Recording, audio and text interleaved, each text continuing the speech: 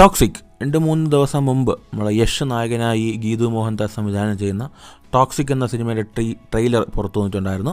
And ഇന്ന് വന്നിരിക്കുന്നത് ട്രെയിലറിനെ കുറിച്ച് സംസാരിക്കാൻ വേണ്ടിയല്ല, നമ്മളെ പ്രഭാസ് എന്ന ആക്ടറിന് സംഭവിച്ച അതേ കാര്യം യഷിന് സംഭവിക്കുമോ? നമസ്കാരം, എൻ്റെ പേര് വിഷ്ണു. എൻ്റെ ചാനലിലേക്ക് ഏവർക്കും സ്വാഗതം.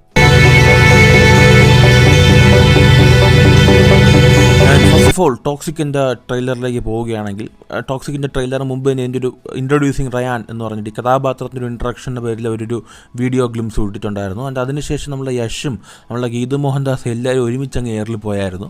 സോ അതിനുശേഷം ഇപ്പോൾ ട്രെയിലർ വന്നപ്പോൾ ആൾക്കാർക്ക് ഒരു ഹോപ്പ്ഫുൾ ആയിട്ടുള്ള ട്രെയിലറാണ് തന്നിരിക്കുന്നത്.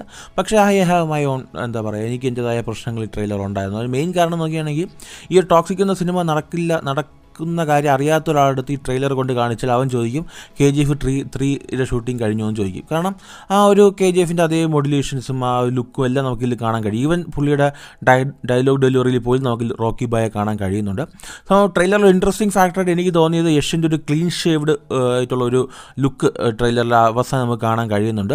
പലരും ഈ സിനിമയ്ക്കകത്ത് നമ്മുടെ യഷ് ഡബിൾ റോളിലാണ് വരാൻ പോകുന്നതെന്ന് പറയും, അച്ഛൻ മകൻ അങ്ങനെ പോലെ വരാൻ പോകുന്നു, ഇല്ലെങ്കിൽ പുള്ളിക്ക് 2 ലുക്ക് ഉണ്ടെന്ന് പറയുന്നുണ്ട്. സോ കുറച്ച് ബ്ലഡി ആയിട്ടുള്ള കുറച്ചധികം വയലൻസ് ഉള്ളൊരു സിനിമ തന്നെയാണിത്. ആൻഡ് മലയാളികളെ സംബന്ധിച്ചോളം ഇത് നമുക്കും കുറച്ച് ഇൻട്രസ്റ്റിംഗ് ഉള്ള, കാരണം ഇതിൻ്റെ ഡയറക്ടർ ഒരു മലയാളിയാണ്, ഗീതു മോഹൻദാസ് ആണ്. സോ നമ്മളെ സംബന്ധിച്ച് നമ്മളും ഇൻട്രസ്റ്റഡ് ആയിട്ടൊരു കാര്യമാണ്. കാരണം ഒരു മലയാളം KGF ഒരു വലിയ സിനിമയ്ക്ക് ശേഷം യശ് ഒരു ഡയറക്ടറിന് ചാൻസ് കൊടുക്കുക, അതൊരു ലേഡി ഡയറക്ടറിന്, അത് മലയാളത്തിൽ നിന്നൊരു ഡയറക്ടറിന്, അത് വലിയ കാര്യമാണ്. നമ്മളെ സംബന്ധിച്ച് നമുക്കൊരു ഒരു ഇൻട്രസ്റ്റിംഗ് ആയിട്ടുള്ള അഭിമാനിക്കാൻ പറ്റിയ നിമിഷമാണ്. സോ ഞാൻ അവിടെ പറയാൻ വന്നത്, പ്രഭാസ് ഇന്ത്യൻ സിനിമയിൽ 10 വർഷത്തിൽ ക്രിയേറ്റ് ചെയ്യപ്പെട്ട ഒരു ബിഗ്ഗസ്റ്റ് പാൻ ഇന്ത്യൻ സ്റ്റാർ ആയിരുന്നു പ്രഭാസ്. അതിന് മെയിൻ കാരണം നോക്കുകയാണെങ്കിൽ, തെലുങ്ക് സിനിമയിൽ അദ്ദേഹത്തിൻ്റെ ഫസ്റ്റ് സിനിമ ആയിരുന്നില്ല ബാഹുബലി. പക്ഷേ തെലുങ്ക് സിനിമയിൽ അദ്ദേഹം 2002 തന്നെ അദ്ദേഹത്തിൻ്റെ കരിയർ സ്റ്റാർട്ട് ചെയ്തതാണ്. ഇഷ്ടംപോലെ ഹിറ്റ് സിനിമകൾ അദ്ദേഹം തെലുങ്ക് ഇൻഡസ്ട്രിയിൽ സമ്മാനിച്ചിട്ടുണ്ട്.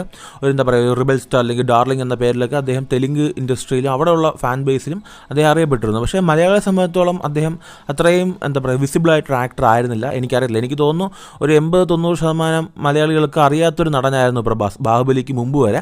ആൻഡ് ബാഹുബലി എന്ന ഒറ്റ സിനിമയ്ക്ക് ശേഷം പ്രഭാസ് നോക്കുകയാണെങ്കിൽ കേരളത്തിൽ വളരെ വലിയൊരു ഫാൻ ബേസ് ക്രിയേറ്റ് ചെയ്യാൻ കഴിഞ്ഞിട്ടുണ്ടായിരുന്നു. ആൻഡ് ബാഹുബലി 2 നോക്കുകയാണെങ്കിൽ അദ്ദേഹത്തിൻ്റെ ഫാൻഡം നോക്കുകയാണെങ്കിൽ ഭയങ്കരമായിട്ട് അങ്ങ് കോൺക്രീറ്റ് പോലെ ഉറപ്പിച്ചു എന്ന് തന്നെ പറയേണ്ടി വരും. പക്ഷേ അതിനുശേഷം അദ്ദേഹം എടുത്ത സിനിമകളെല്ലാം തന്നെ പലതും കയ്യിൽ നിന്ന് പോയിരുന്നു.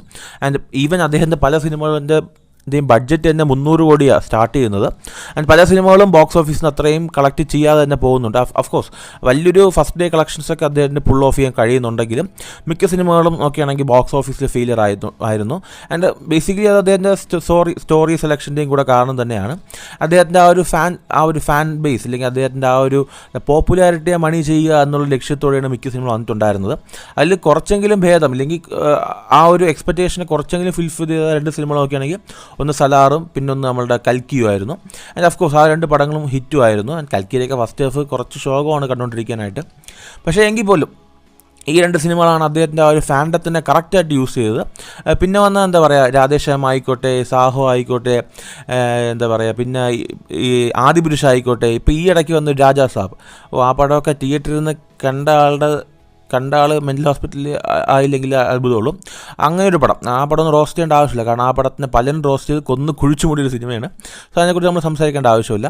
സോ എനിക്ക് തോന്നുന്നു ആ ഫാൻഡം ക്ലിയറായിട്ട് യൂസ് ചെയ്യാൻ പ്രഭാസിന് കഴിഞ്ഞിട്ടില്ല. മിക്കപ്പോഴും അദ്ദേഹം എടുക്കുന്ന സിനിമകൾ അദ്ദേഹം അഭിനയിക്കാറുണ്ടോ എന്നൊരു ഡൗട്ടാണ്. കാരണം മിക്ക സിനിമകളിലും അദ്ദേഹത്തിൻ്റെ ഫേസും ബോഡിയും എല്ലാം തന്നെ VFX ആണ് ചെയ്തെടുക്കുന്നത്. സോ അതുകൊണ്ടായിരിക്കും സിനിമയ്ക്ക് അദ്ദേഹം ബഡ്ജറ്റും വരുന്നത്.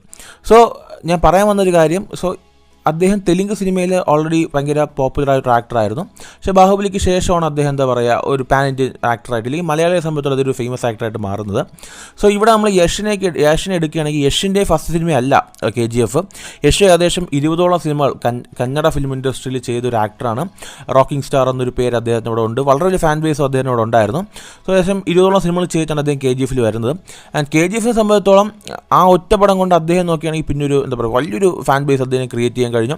ഇവിടെ കേരളത്തിൽ പോലും പടത്തിന് വളരെ വലിയ സ്വീകാര്യത കൈവന്നു. നോക്കുകയാണെങ്കിൽ വലിയൊരു ഫാൻ ബേസ്. ആൻഡ് ഇപ്പോൾ നോക്കുകയാണെങ്കിൽ യഷ് നോക്കുകയാണെങ്കിൽ KGFൻ്റെ ആ ഒരു ഇത് കഴിഞ്ഞിട്ട് അദ്ദേഹം ചെയ്യുന്നൊരു പടമാണ് ടോക്സിക്. ഞാൻ നേരത്തെ പറഞ്ഞ പോലെ തന്നെ ഈ ഒരു ട്രെയിലർ, ഈ ഒരു ടോക്സിക് എന്ന സിനിമ നടക്കുന്ന കാര്യം അറിയാത്ത ഒരാളെടുത്ത് ഈ ഒരു ട്രെയിലർ കൊണ്ട് കാണിച്ചാൽ പുള്ളി വിചാരിക്കും ഇത് KGFൻ്റെ 3rd പാർട്ടാണെന്ന്. കാരണം അങ്ങനെയാണ് സെറ്റ് ചെയ്തിരിക്കുന്നത്.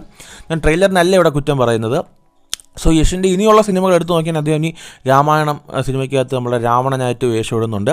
സോ പ്രഭാസിന് സംഭവിച്ച ആ ഒരു കാര്യം, അതായത് തൻ്റെ ഫാൻഡം മാത്രം ഉപയോഗിച്ച് സിനിമകൾ ചെയ്താൽ ചിലപ്പോൾ അത് കൈ കൊടുക്കില്ല, അതൊരു ബിഗ്ഗസ്റ്റ് ജോക്കായിട്ട് മാറും.